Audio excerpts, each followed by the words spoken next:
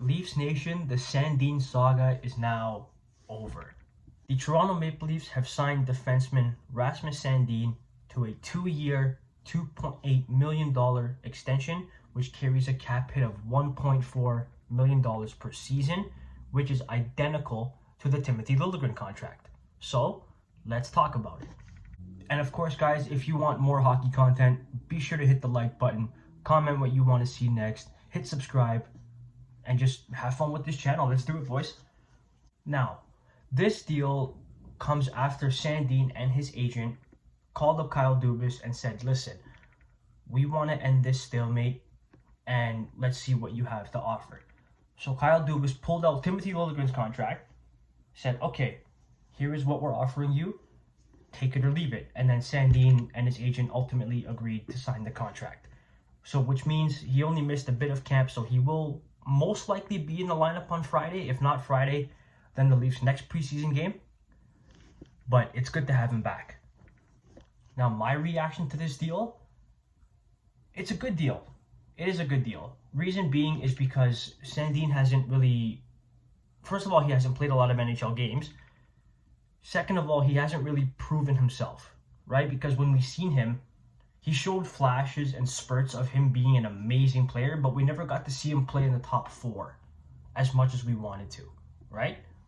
So I think with this deal being such a low cap hit and being only 2 years, it'll give him a chance to, showcase what he has, especially now with the Leafs and all their injury problems on defense with, Jake Muzzin not being here because of back issues. Timothy Liljegren's going to miss the start of the season. Sorry, my cat just came in. And now Jordy Ben having a groin issue. So this would be a great opportunity for Sandin to maybe play in the top 4 and play more significant minutes when the regular season does in fact get going. And as far as the cap hit is, the cap hit's a good number. Now, I don't know why he held out for so long if he was just going to get offered the same contract as Timothy Liljegren. I guess it's because he was thinking that, okay, I have more upside than Timmy here, so therefore I deserve a higher pay cut. Because players nowadays, I've seen this with a lot of NHL players, they are paid for what value they hold in the future. Excuse me. Not right now. They don't get paid for what they did.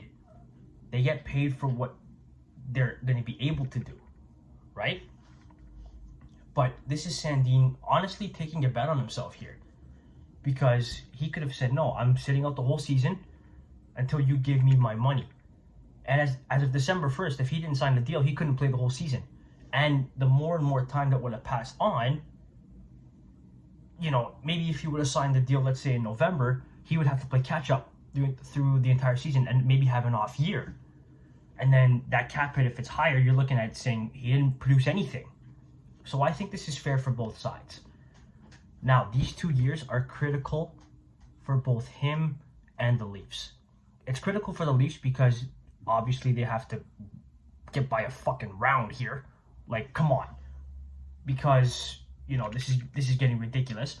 Also, it's important for Sandin because these next 2 years are critical before arbitration. Because he can go into arbitration after these 2 years and demand more money. Especially if he does good and he's in the top 4 for maybe at least, I give him maybe 40 games. He has to hit the 40 game benchmark in order to, make himself like at least a viable option to be in the top 4 come playoff time. Should one of Riley, Brody, Muzzin, who maybe might not even be back for the playoffs in about 6-7 months, and even Justin Hall. Right? He has to play at least 40 games with significant minutes. Now, who he plays with, we don't know. I think he should be paired with either Justin Hall or Mark Giordano until Liljegren comes back. Because Gio can maybe guide him more on the defensive side because he has a lot of upside on offense, Sandin does.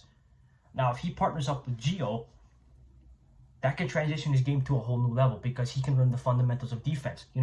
Boxing guys out in front of the net, moving the puck out quickly as soon as it goes into your corner, making sure you have good positioning between the person and the puck. right? You always have to have that perfect position to either stop a shot, stop a pass, anything like that, right? So this is crucial for him. And if he can get paired with Giordano, that can make his development go a lot smoother and make his transition into being a full-time NHLer that much easier, right? So overall, to end this quick little reaction, I think it's a good deal. We just have to see how it plays out come maybe a week and a half, 2 weeks from now when the season gets going. Because I guarantee you now he's going to be in the opening night lineup. It's just where he slots still has to be determined. So anyway, guys, I hope you liked this video. Be sure to click like, comment what you think of the deal and how you think Sandin could be used on the Leafs roster. And subscribe for more hockey content because the season is just getting going and I have a lot more stuff planned for you guys. Until then, take it easy and go Leafs go.